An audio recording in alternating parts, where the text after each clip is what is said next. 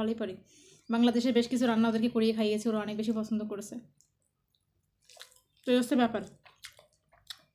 আমার শাশুড়ি মা বলে, তোরা যে সব কিছুতে কীভাবে মাছ খাস, আমরা তো আমিষ লাগবেই, যেহেতু মাছ পাই না, ডিমের উপর ডিপেন্ড করে থাকি, ডিম খাই অলওয়েজ। যে কোনো তরকারিতে যদি মাছ না পাওয়া যায়, ডিম ভেঙে দুটো তিনটা ডিম ভেঙে দিলেই ব্যাস হয়ে যায়। হ্যালো এভরিওয়ান, আসসালামু আলাইকুম। সবাই কেমন আছো তোমরা? আশা করি অনেক বেশি ভালো আছো। অনেক অনেক ভালোবাসা, শুভকামনা তোমাদের জন্য। আজকে একটা নতুন ব্লগ নিয়ে এলাম। সকালবেলা খাবো আর তোমাদের সাথে গল্প করবো। আজকে আমি কী খেলাম জানো? সাদা ভাত। অনেকে ভাবো কি আপু পাকিস্তানে বসে তুমি কী খাও? দেখো, কিন্তু ভাত খাই, পুরো বাঙালিদের মতো একদম অবস্থা। তবে ভাতের দামটা এখানে বেশি। আর এখানে আমি সুন্দর আলু ভাজি করেছিলাম, আলু ভাজি, টমেটো ভাজি, সঙ্গে ডিম। ঠিক আছে, আসলে মাছ তো যেহেতু পাওয়া যায় না, সেহেতু ডিম দিয়েই খেতে হয় সব কিছু, বেশিরভাগ জিনিস।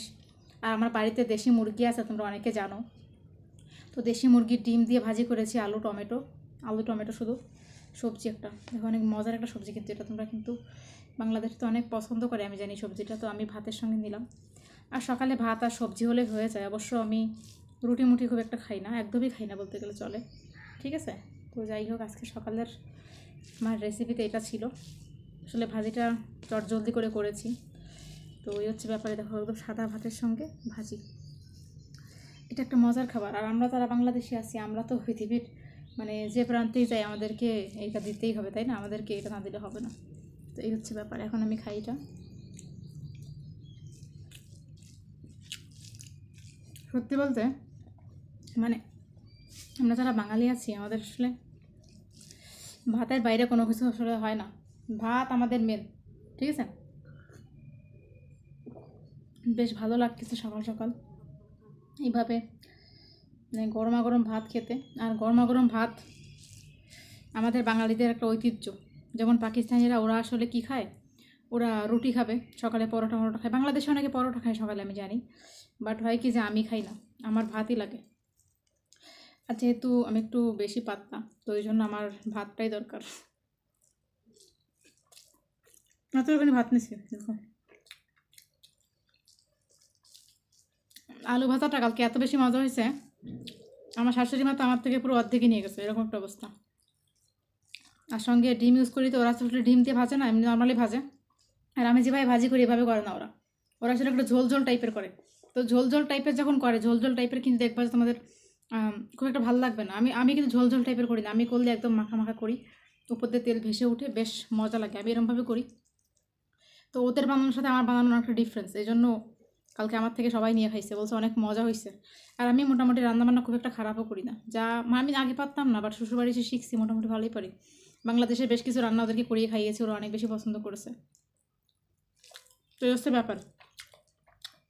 আমার শাশুড়ি মা বলে, তোরা যে সব কিছুতে কীভাবে মাছ খাস, আমরা তো আমিষ লাগবেই, যেহেতু মাছ পাই না, ডিমের উপর ডিপেন্ড করে থাকি, ডিম খাই অলওয়েজ। যে কোনো তরকারিতে যদি মাছ না পাওয়া যায়, ডিম ভেঙে দুটো তিনটা ডিম ভেঙে দিলেই ব্যাস হয়ে যায়। না, আমাদের তো লাগেই, আমরা হচ্ছে বাঙালি।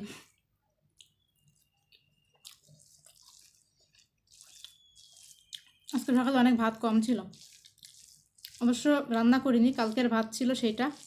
আর তরকারিটাও কালকেরই, জলদি ভাজি করেছি,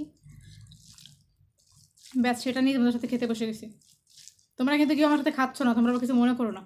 আচ্ছা, তোমরা সকালে কী কী খাও জানিয়ে দিও। অনেকে পরোটা খাওয়ার অভ্যাস, রুটি খাওয়ার অভ্যাস, অনেকে আছে এরকম বাংলাদেশে।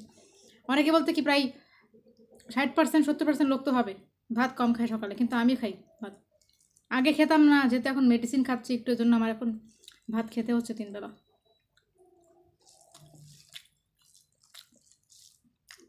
ওয়েট বাড়ানোর চেষ্টা করতেছি। যাই হোক, তোমাদেরকে দেখিয়ে দিলাম সকাল সকাল আমি কী খাই। তোমরা কী খাও সেটা আমাকে কমেন্ট করে জানিয়ে দিও, আর ভালো লাগবে আমার, তোমাদের সম্পর্কে আমি জানতে পারবো, তাই না? আমার ভাজিটা কালকে আমার বর অনেক বেশি পছন্দ করছে, অনেক বেশি, বলছে অনেক মজা হয়েছে। আমার কাছে তো খারাপ লাগেনি, এই আর কি। তো বাংলাদেশি মানুষ বলে কথা, ভালো তো হতেই হবে। আর বাঙালি মেয়েরা রান্না জানবে না তা কি হয় বলেন? বাঙালি মানেই একটা বিশাল ব্যাপার। পাকিস্তানে থেকেও আমি, আমার দেহটা মনে করেন পাকিস্তানে পড়ে আছে, বাট আমার খাওয়া দাওয়ার স্টাইল, অভ্যাস সব কিছু বাংলাদেশিদের মতো। যারা নতুন নতুন পাকিস্তানে আসবেন তারা বুঝবেন এখানে চাল ডালের কত সমস্যা, সবসময় পাওয়া যায় না, প্রচুর দাম, প্রচুর দাম। কী করবে বলেন? এখন তো বিয়ে হয়ে গেছে, ম্যানেজ করে চলতে হবে। আর এখন সারা জীবন এখানেই থাকতে হবে, কারণ বিয়ে হয়ে গেলে শ্বশুরবাড়ির সব। তারপরে দেখি সুযোগ সুবিধা পেলে বাংলাদেশে আসার চেষ্টা করবো, থাকার চেষ্টা করবো। কিন্তু এখনও তো প্রথম প্রথম বিয়ে হয়েছে, কিছু বলতে পারতেছি না এখনও যে কোন জায়গায় থাকবো। কেমন লাগলো আমার এই ব্লগটা সকালের? তোমাদের সাথে সকাল দুপুর ব্লগ শেয়ার করতে অনেক ভালো লাগে। তোমরা আমাকে দেখো, কমেন্ট করে জানাবা, পাশে থাকবা। তোমাদের সাথে দেখা হবে সামনের কোনো নতুন ভিডিও। আজকের মতো টাটা।